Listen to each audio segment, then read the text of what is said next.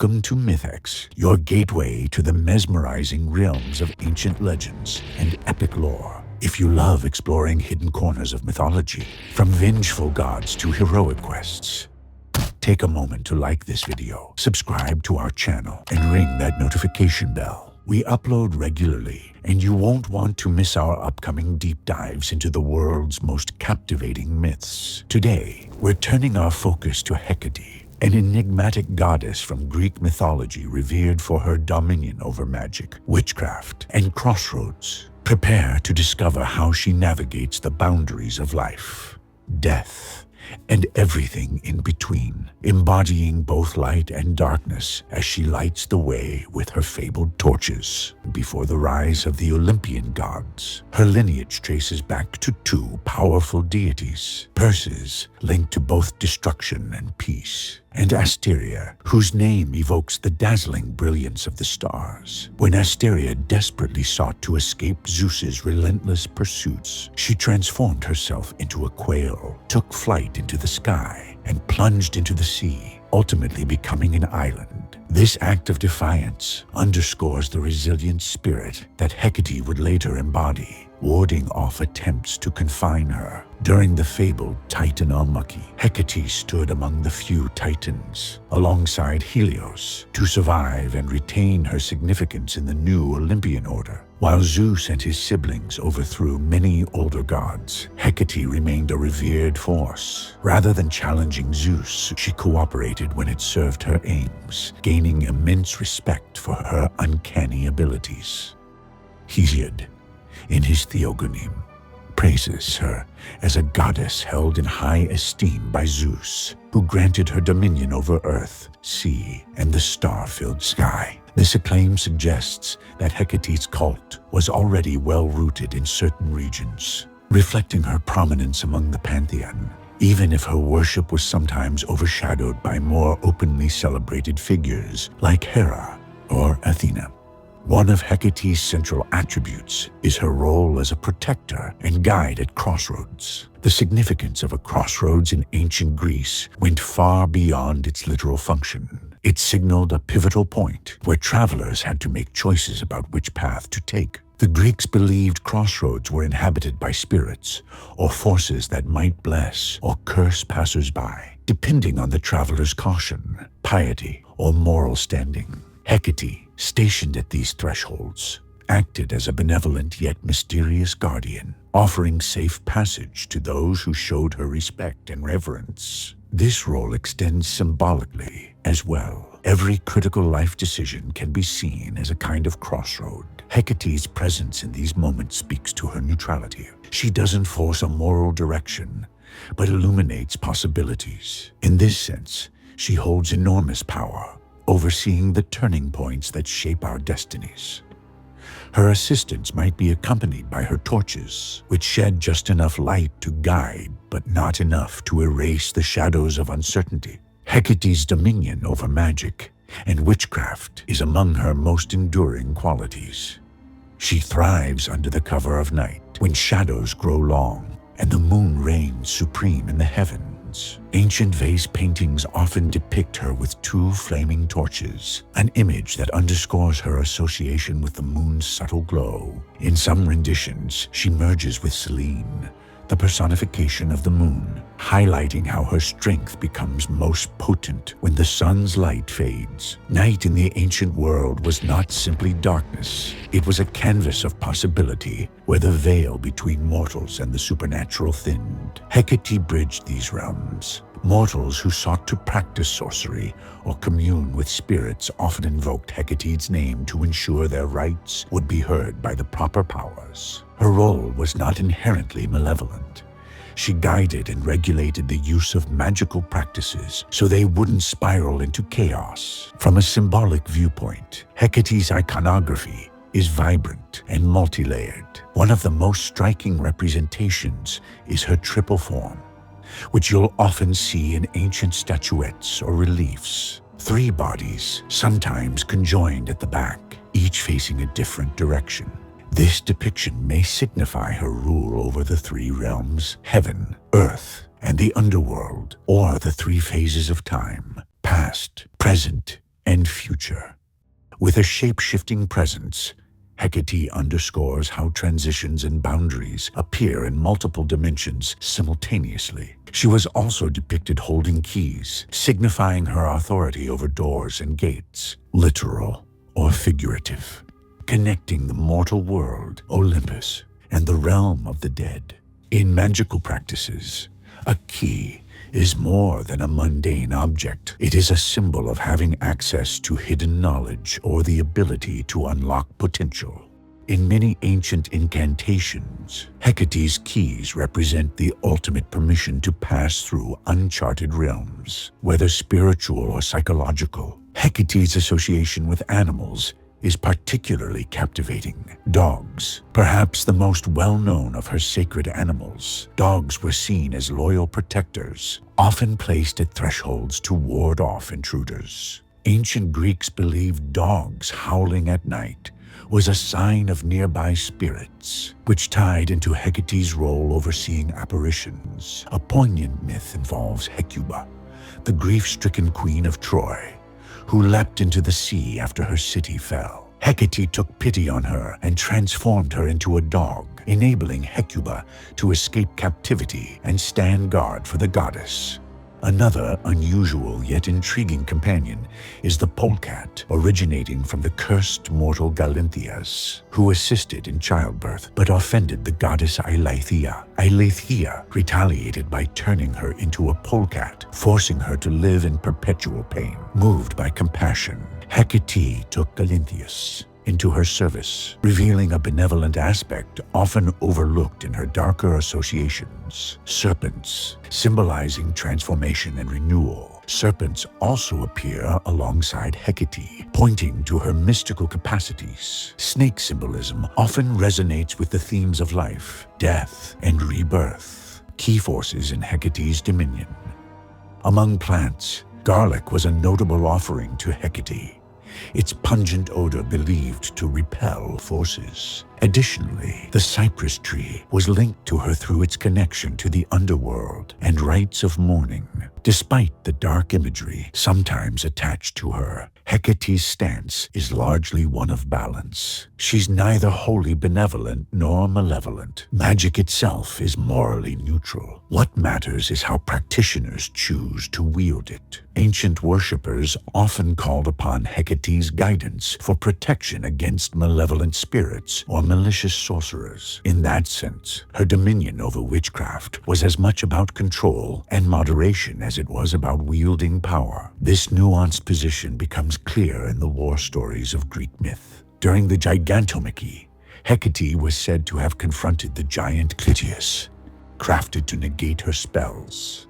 Undeterred, she defeated him by exploiting his vulnerability to fire, assisting the Olympians in their ultimate victory. Here, Hecate is neither a passive bystander nor a destructive force. She steps in to preserve cosmic order when it stands on the precipice of ruin. A strong example of Hecate's legacy appears in Homer's Odyssey through the legendary enchantress Circe. Dwelling in a distant land, Circe is famous for her ability to transform her enemies or unwanted guests into animals using potent herbs. Some traditions name Hecate as Circe's mother, highlighting a lineage of formidable sorcery.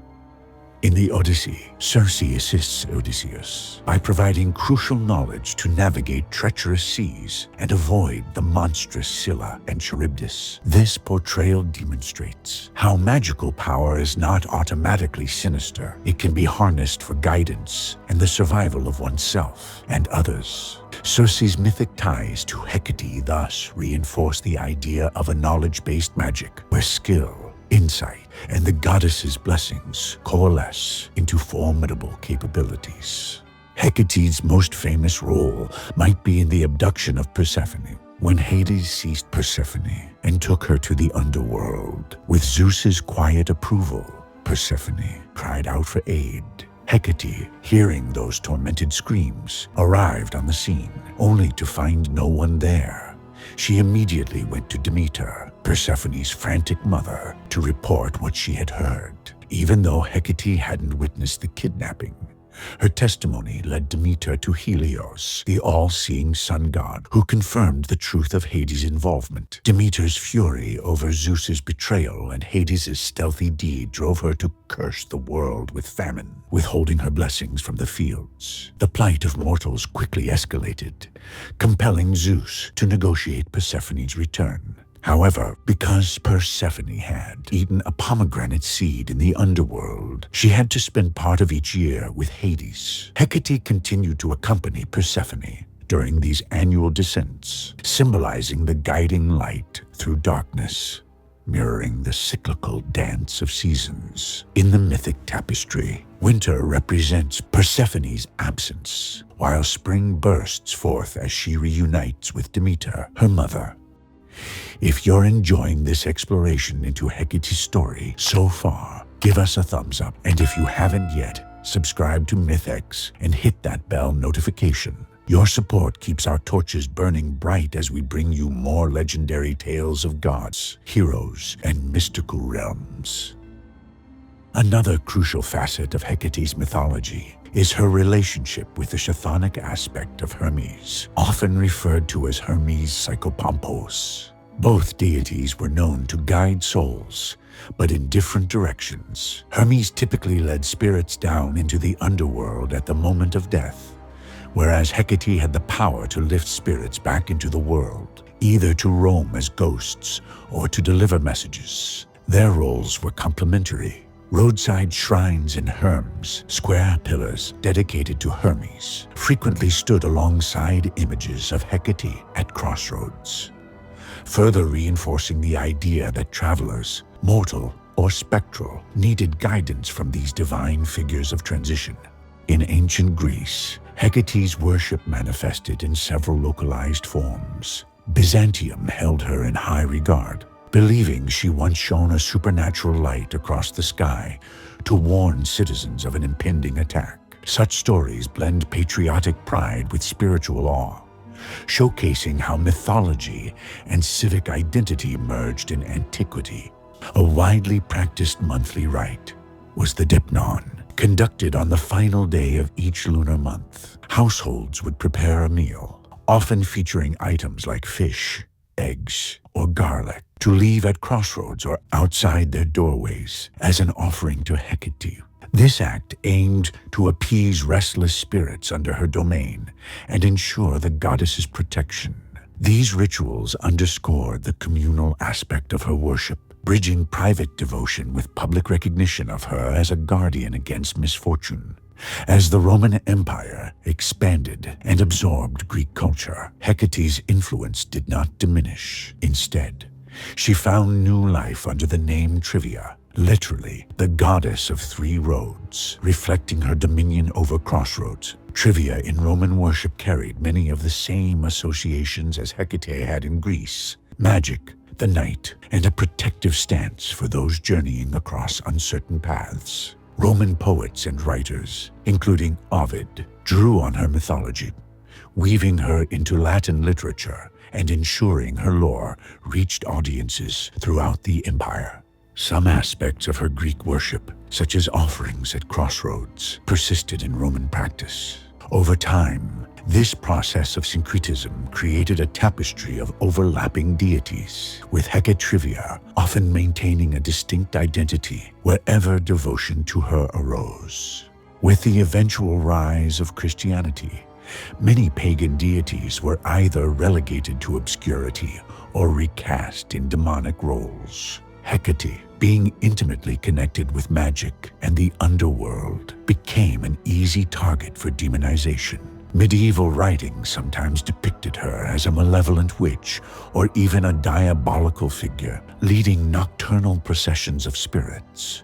However, these later interpretations often lacked the nuance found in ancient sources, which portrayed Hecate as a guardian and guide, not an unambiguously evil force. Despite the negative rebranding, the memory of Hecate and her cultic practices never vanished entirely. Fragments survived in local folklore, esoteric texts, and later through academic rediscoveries of classical literature in the Renaissance. Authors, poets, and artists intrigued by the classical world reintroduced Hecate into their works, casting her in roles varying from the wise ally to the mysterious enchantress to the embodiment of primal darkness. In recent centuries, scholars and spiritual seekers alike have revisited Greek mythology, rejuvenating old pantheons in contexts such as neo-paganism and Wicca. Within these modern paths, Hecate is often embraced as a patroness of witchcraft, spellwork, and personal transformation. Her triple aspect is sometimes combined with other goddesses, like Artemis and Selene, in the well-known maiden, mother, crone framework, symbolizing life's cyclical stages. Ritual practitioners today may honor Hecate during the dark moon by lighting candles or torches to symbolize her guiding light. What is it about Hecate that endures so persistently? At her core, she is a deity of thresholds, those places where change becomes possible. This extends far beyond literal crossroads to moments of emotional or spiritual turning. In human life, we often find ourselves balanced between fear of the unknown and the hope of discovery. Hecate, with her legendary torches, casts just enough glow to help us see the path ahead without dispelling the mystery altogether. She reminds us that it's not the absence of darkness, but the ability to navigate it that defines courage. Her neutrality teaches that we must look beyond simplistic labels of good or evil, recognizing that life and myth alike are shades of gray. By guiding mortals, gods, and spirits alike, Hecate stands as a testament to the power of wisdom and empathy in a cosmos where even the brightest lights cast shadows. In the shifting allegory of Greek mythology, Hecate serves as a reminder that both darkness and light have their place. She neither recoils from the underworld nor hides from the sunlit spaces of the mortal realm. This balance makes her relatable to those who wrestle with uncertainties, confronting inner demons or seeking spiritual insights. As the goddess of transitions, she supports those who undertake new ventures, who stand at the brink of fresh chapters in their lives, or who simply need the reassurance that someone, some divine torchbearer, is there to guide the way. By examining her relationships with other deities, Artemis, Demeter, and more, we see a network of connections that define the ancient Greek religious worldview. No goddess or god stands entirely on their own. They orbit one another, forming alliances or conflicts that mirror the complexity of human relationships. Within that grand tapestry, Hecate's role remains profoundly distinct. She is the quiet sentinel at the boundary, the mother of witches, the friend of outcasts, and the keeper of keys, always ready to lead those who seek her assistance, even if it's just to confirm they're not alone in the dark. Thank you for joining us on MythX for this illuminating journey through the legend and legacy of Hecate. If you found inspiration in her capacity to guide souls, stand watch at crossroads, and navigate the liminal spaces of existence, we'd love to hear your thoughts in the comments section below. Don't forget to like, share, and subscribe if you haven't already. Your support helps us continue to shine a light on the gods, heroes, and creatures of myth and legend. Keep your torches burning bright, and remember that every threshold holds the potential for transformation. Until next time, stay curious and be sure to join us again as we delve into more timeless tales here on MythX.